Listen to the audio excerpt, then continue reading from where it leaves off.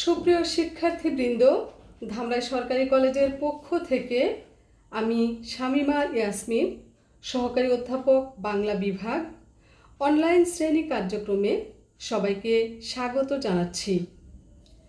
যে যেখানে আছো আশা করি ভালো আছো। আজ কিছুটা সময় তোমাদের সাথে থাকব একাদশ ও দ্বাদশ শ্রেণীর বাংলা দ্বিতীয় পত্রের ব্যাকরণ অংশ থেকে উপসর্গ নিয়ে আলোচনা করব। এর আগে শব্দ অধ্যায়ে তোমরা জেনেছ শব্দ গঠনের প্রক্রিয়াগুলোর মধ্যে গুরুত্বপূর্ণ একটি প্রক্রিয়া হলো উপসর্গ। আজ এ বিষয়ে বিস্তারিত আলোচনা করব। সুপ্রিয় শিক্ষার্থীবৃন্দ, প্রথমেই উপসর্গের সংজ্ঞাটি আমরা দেখে নিই। যেসব অব্যয়সূচক শব্দাংশ অন্য শব্দের পূর্বে বসে অর্থাৎ পূর্বে যুক্ত হয়ে শব্দের অর্থের পরিবর্তন ঘটায় তাদেরকে উপসর্গ বলে। উপসর্গের সংজ্ঞাটি আমি যতটা সম্ভব সংক্ষিপ্ত করে লিখেছি এখানে, এবার বিস্তারিত বলছি। উপসর্গের কাজ হলো নতুন শব্দ গঠন করা, অর্থের পরিবর্তন করা। এই যে অর্থের পরিবর্তন ঘটায়, আমরা এখানেও বলেছি সংজ্ঞায়, অর্থের পরিবর্তন ঘটায়। কীরকম পরিবর্তন ঘটায়? কখনো অর্থের সংকোচন ঘটায়, অর্থাৎ শব্দের অর্থের ব্যাপ্তি কমিয়ে দেয়, অর্থের পরিধিকে আরও ছোট করে ফেলে। আবার কখনো শব্দের অর্থের সম্প্রসারণ ঘটায়, অর্থাৎ একটি ক্ষুদ্র অর্থকে আরও বিস্তৃত করে, আরও পরিধি বাড়িয়ে দেয়। আবার কখনো শব্দের অর্থকে একেবারে বিপরীত অর্থ করে ফেলে, অর্থাৎ বিপরীত অর্থ প্রকাশ করে। কয়েকটি উদাহরণ বিশ্লেষণ করলে আমরা বিষয়টি আরও পরিষ্কার হবে। বিষয়টি দেখো, আমি এখানে কয়েকটি উদাহরণ লিখেছি। পড়া একটি উপসর্গ, সু, বি এগুলো উপসর্গ। এই উপসর্গগুলো যখন আলাদা আছে তখন এদের নিজের কোনো অর্থ নেই, কিন্তু উপসর্গগুলো যখন এই শব্দগুলোর আগে যুক্ত হয়ে নতুন অর্থবোধক শব্দ তৈরি করেছে তখন অর্থ তৈরি করেছে এরা, কিন্তু আলাদাভাবে থাকলে এদের কোনো অর্থ নেই। বিষয়টা দেখো, জয় শব্দের অর্থ কি? জয় শব্দের অর্থ হলো বিপক্ষকে পরাজিত করা বা জিতে যাওয়া, মানে সাফল্য বোঝায়। এর পূর্বে পরা উপসর্গ যুক্ত হয়ে নতুন অর্থবোধক শব্দ পরাজয় গঠিত হয়েছে। এই পরাজয় শব্দের অর্থ কি? পরাজয় শব্দের অর্থ হলো হেরে যাওয়া, মানে ব্যর্থতা। একেবারে বিপরীত অর্থ প্রকাশ পেয়েছে এখানে। পরের উদাহরণটি দেখো, খবর শব্দের আগে যুক্ত হয়েছে সু উপসর্গ। খবর অর্থ কি? খবর শব্দের অর্থ হলো যে কোনো বার্তা বা সংবাদ। এর আগে সু উপসর্গ যুক্ত হয়ে নতুন শব্দ গঠিত হয়েছে সুখবর। সুখবর বলতে আমরা কি বুঝি? উত্তম সংবাদ। তাহলে কি হলো? আগে খবর বলতে যে কোনো রকমের সংবাদ, খারাপ হোক ভালো হোক, যে কোনো রকমের সংবাদকে বোঝানো হতো, মন্দ সংবাদ বা ভালো সংবাদ। আর এখন সুখবর বলতে কেবল বোঝানো হচ্ছে উত্তম সংবাদকে, অর্থাৎ এখানে অর্থের পরিধিকে সংক্ষিপ্ত করে ফেলেছে, অর্থের সংকোচন ঘটেছে। শেষ উদাহরণ দেখো, দেশ শব্দের আগে বি উপসর্গ যুক্ত হয়ে বিদেশ শব্দটি তৈরি হয়েছে। দেশ বলতে আমরা স্বদেশ বা নিজের দেশকে বুঝি। এর আগে বি উপসর্গ যুক্ত হয়ে নতুন শব্দ হয়েছে বিদেশ। বিদেশ বলতে আমরা বুঝি অন্য যে কোনো দেশ বা অন্য দেশ। এখানে বিপরীত অর্থ প্রকাশ করেছে, একই সাথে শব্দের অর্থের সম্প্রসারণ করেছে। তাহলে দেখো, পড়া, সু, বি এগুলো যখন আলাদা ছিল এই উপসর্গগুলো কোনো অর্থ নেই। এরা যখন জয়, খবর, দেশ এই শব্দগুলোর সাথে যুক্ত হয়ে পরাজয়, সুখবর, বিদেশ এই শব্দগুলো তৈরি করেছে তখন এরা ভিন্ন ভিন্ন অর্থ প্রকাশ করেছে। তাহলে উপরের এই উদাহরণগুলো বিশ্লেষণ করে আমরা এতক্ষণের আলোচনা থেকে কি বুঝলাম? আমরা বুঝলাম যে বাংলা ভাষায় কতকগুলো অব্যয়সূচক শব্দাংশ আছে যেগুলো স্বাধীন পদ রূপে ব্যবহৃত হয় না, যাদের নিজের কোনো অর্থ নেই কিন্তু অন্য শব্দের পূর্বে যুক্ত হয়ে অর্থের পরিবর্তন সাধনে অগ্রণী ভূমিকা পালন করে। এই অব্যয়সূচক শব্দাংশগুলোই হলো উপসর্গ। উপসর্গের সংজ্ঞায় আমি বলেছি অব্যয়সূচক শব্দাংশ।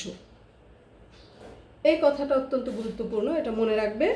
অব্যয়সূচক শব্দাংশ কেন বলেছি? দেখো, বলেছি অব্যয়সূচক শব্দাংশ কেন বলেছি।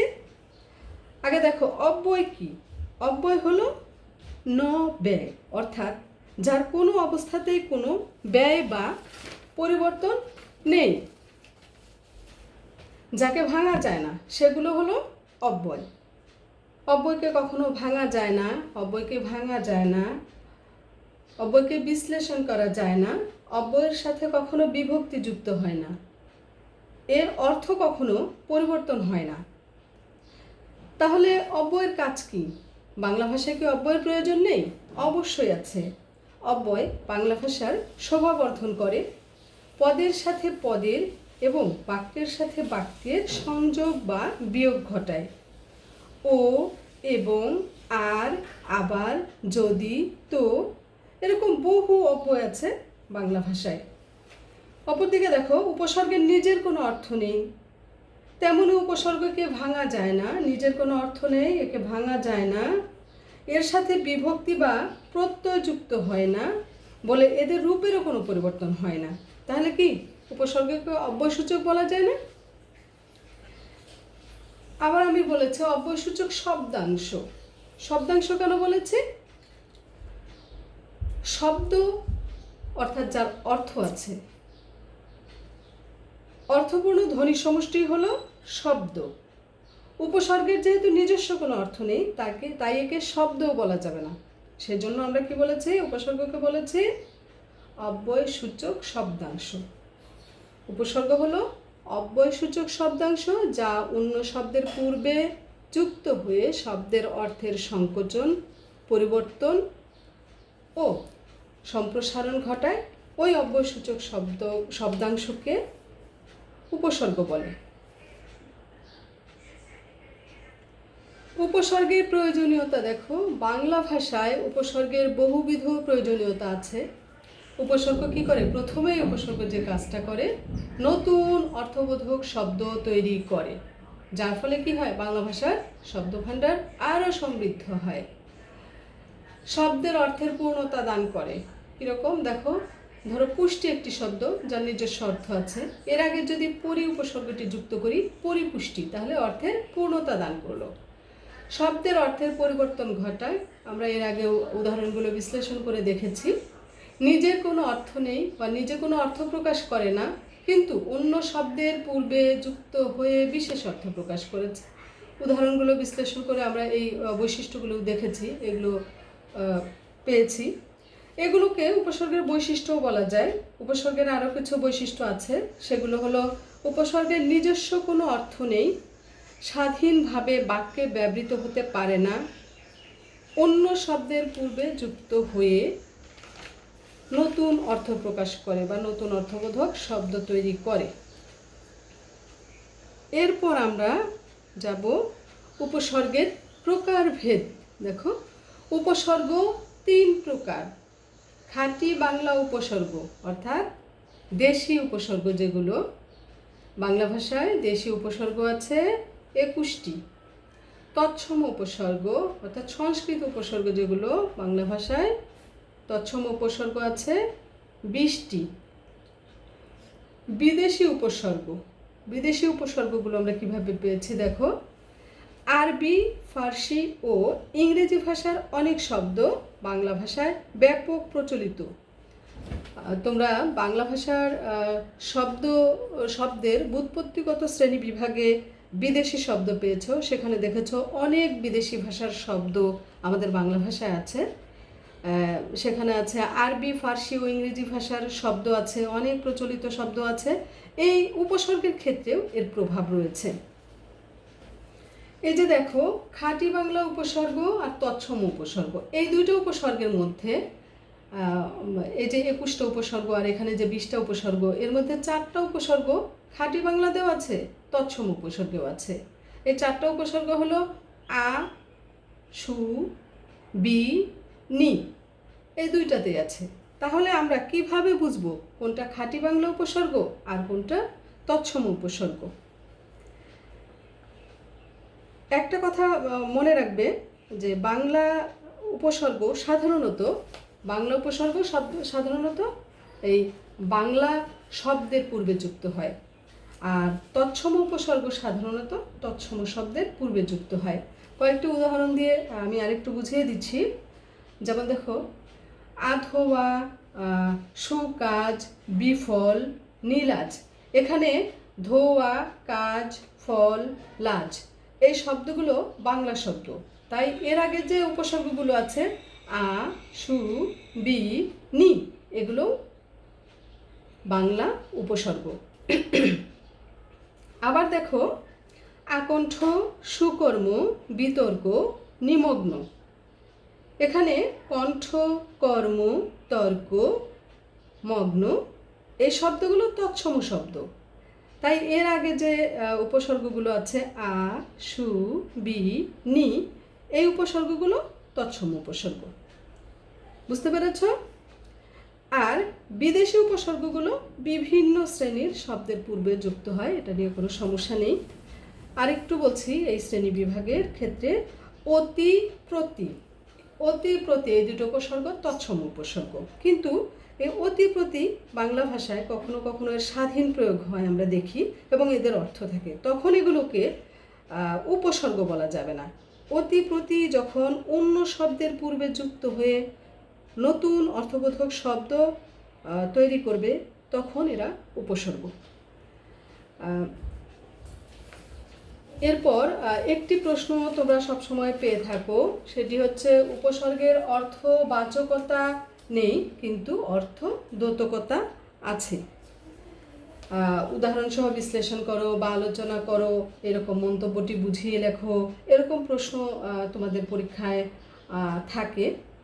তো প্রথমে উপসর্গের সংজ্ঞায় তো আমরা জেনেছি, উপসর্গ হলো অব্যয়সূচক শব্দাংশ যার নিজের কোনো অর্থ নেই কিন্তু অন্য শব্দের পূর্বে যুক্ত হয়ে শব্দের অর্থের পরিবর্তন করে, সেই অব্যয়সূচক শব্দাংশগুলোকে উপসর্গ বলে, তাই না? তাহলে দেখো, অর্থবাচকতা বলতে কি বোঝায়? উপসর্গের অর্থবাচকতা নেই, তার মানে কি? অর্থবাচকতা কি? অর্থবাচকতা হলো অর্থ প্রকাশ করা বা নিজস্ব অর্থ থাকা। আর অর্থদ্যোতকতা বলতে কি বোঝায়? অর্থদ্যোতকতা হলো নতুন অর্থযুক্ত শব্দ তৈরির ক্ষমতা বা নতুন অর্থ সৃষ্টির ক্ষমতা। তার মানে উপসর্গগুলো যখন আলাদা থাকে আমরা দেখি এদের নিজের কোনো অর্থ নেই, কিন্তু অন্য শব্দের পূর্বে যুক্ত হয়ে এরা কি হয়? অন্য শব্দের আগে যুক্ত হয়ে অর্থ দ্যোতক হয়ে ওঠে। আবারও কয়েকটি উদাহরণ লক্ষ্য করো, এই উদাহরণগুলো থেকে আমরা এই প্রশ্নের উত্তর আরও পরিষ্কারভাবে পেয়ে যাব। এখানে উদাহরণগুলি দেখো, আ, বি, প্র, পরি, এগুলো হচ্ছে উপসর্গ। এই 4টা উপসর্গ আমি একটি শব্দের পূর্বে যুক্ত করেছি, ফলে যে নতুন শব্দ গঠিত হয়েছে এক একটি এক এক অর্থ প্রকাশ করবে। এখানে হার শব্দের অর্থ হচ্ছে গহনা। হ্যাঁ, তোমরা কি বলো? গহনাকে নেকলেস বলো, তাই না? হার হলো গলার গহনা, নেকলেস। আবার এর আরেকটি অর্থ আছে, সেটি হলো পরাজয়। হার শব্দের পূর্বে যুক্ত হয়েছে আ উপসর্গ যুক্ত হয়ে নতুন অর্থবোধক শব্দ আহার হয়েছে, যার অর্থ হলো খাদ্য গ্রহণ বা খাওয়া। হার শব্দের পূর্বে বি উপসর্গ যুক্ত হয়ে নতুন অর্থবোধক শব্দ বিহার হয়েছে, যার অর্থ হলো ভ্রমণ করা বা ঘুরে আসা। এরপর দেখো, হার শব্দের আগে প্র উপসর্গ যুক্ত হয়েছে, নতুন অর্থবোধক শব্দ তৈরি হয়েছে প্রহার। প্রহার অর্থ কি? প্রহার অর্থ হলো আঘাত করা। শেষের উদাহরণটি দেখো, হার শব্দের আগে পরি উপসর্গ যুক্ত হয়েছে, নতুন শব্দ তৈরি হয়েছে পরিহার। পরিহার শব্দের অর্থ হলো ত্যাগ বা বর্জন।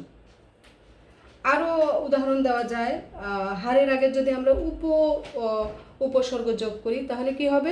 উপহার। উপহার শব্দের কি অর্থ? উপঢৌকন বা নজরানা, তোমরা যেটাকে বলো গিফট, তাই না? তাহলে দেখো এই যে এখানকার আ, বি, প্র, এই যে পরি, এই 4টা উপসর্গ আছে, এদের আলাদা আলাদা যখন বলছি কোনো অর্থ নেই, কিন্তু এরা যখন হার শব্দের আগে যুক্ত হয়ে যথাক্রমে আহার, বিহার, প্রহার, পরিহার এই শব্দগুলি গঠন করেছে, তখন এরা ভিন্ন ভিন্ন অর্থ প্রকাশ করেছে। সুতরাং দেখা যায় উপসর্গগুলোর নিজস্ব কোনো অর্থ না থাকলেও এরা যখন অন্য শব্দের পূর্বে যুক্ত হয়ে নতুন শব্দ গঠন করে তখন এরা অর্থদ্যোতক হয়ে ওঠে, অর্থাৎ তখন এদের অর্থদ্যোতকতা বিদ্যমান হয়, অর্থাৎ নতুন অর্থ সৃষ্টির ক্ষমতা উপসর্গে রয়েছে। পরিশেষে কি বলা যায়? উপসর্গের অর্থবাচকতা নেই, কিন্তু অর্থদ্যোতকতা আছে।